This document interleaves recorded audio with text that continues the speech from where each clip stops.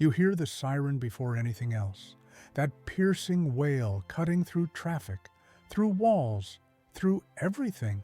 Then you see it, 40 feet of red metal screaming down the street, lights blazing, and every car pulling over like the sea parting. 10 seconds later, it's gone. But that wasn't just a truck with a ladder. That was a mobile command center, a water cannon, and a rescue platform, all moving at 60 miles per hour. And most people have no idea what just flew past them. Fire trucks are everywhere during emergencies, but nobody thinks about what they actually do. How does a truck carry enough water to fight a building fire when a swimming pool wouldn't be enough? How does that ladder extend 5 stories without toppling over? And how does the whole system work when every second literally means life or death? Here's what most people don't know. Early fire trucks were just horse-drawn water tanks. Firefighters hand-pumped water through hoses while buildings burned. In 1906, the first motorized fire engine appeared, but it was basically a truck with a bigger pump.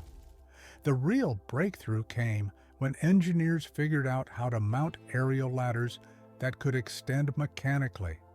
Suddenly, firefighters could reach upper floors without climbing external fire escapes while carrying equipment. Today's fire truck is 3 machines in one. It's a water delivery system, a ladder platform, and a tool storage unit. But here's the part that blows people's minds. Most fire trucks don't carry enough water to fight a fire. They carry maybe 500 gallons, enough for about 2 minutes of spraying. The truck isn't meant to hold all the water, it's meant to connect to it. That's where the pump comes in.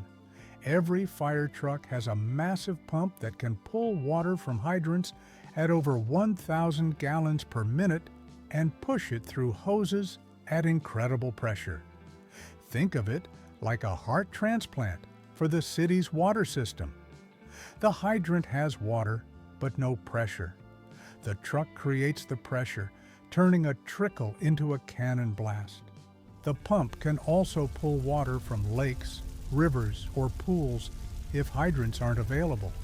But the ladder system is where engineering gets serious. That aerial ladder extending 75 feet into the air isn't just metal tubes sliding out. It's hydraulically controlled, counterbalanced, and stabilized by outriggers, metal legs that extend from the truck's sides to create a stable platform. Without those outriggers, the ladder's weight would flip the entire truck. The ladder can hold over 500 pounds at full extension, while the whole thing sits on 4 steel feet, distributing 30 tons of weight. If you're realizing fire trucks are more complex than you thought, hit that like button and subscribe to The Curious Mechanism for more stories about machines we take for granted. And here's what nobody sees. Fire trucks are designed expecting everything to fail. Multiple water tanks in case one ruptures, backup power systems if the main pump fails, redundant hydraulic lines for the ladder. Even the tires are designed to keep rolling when punctured. The truck has to work in the absolute worst conditions: smoke, heat, debris, and it can't just stop. The ladder has sensors that detect wind speed, weight distribution, and angle. If the ladder extends too far without proper stabilization, it locks. If wind exceeds safe limits, it won't deploy. The system isn't just strong, it's smart enough to stop firefighters from making fatal mistakes in high-pressure situations. But here's the uncomfortable truth. Our entire emergency response system depends on these trucks working perfectly every single time. If fire trucks stopped responding, buildings would burn unchecked. People trapped on upper floors would have no rescue. Water pressure wouldn't reach the flames. We built cities assuming that red truck will always show up, always have water, always extend that ladder. And it does, because the engineering is extraordinary.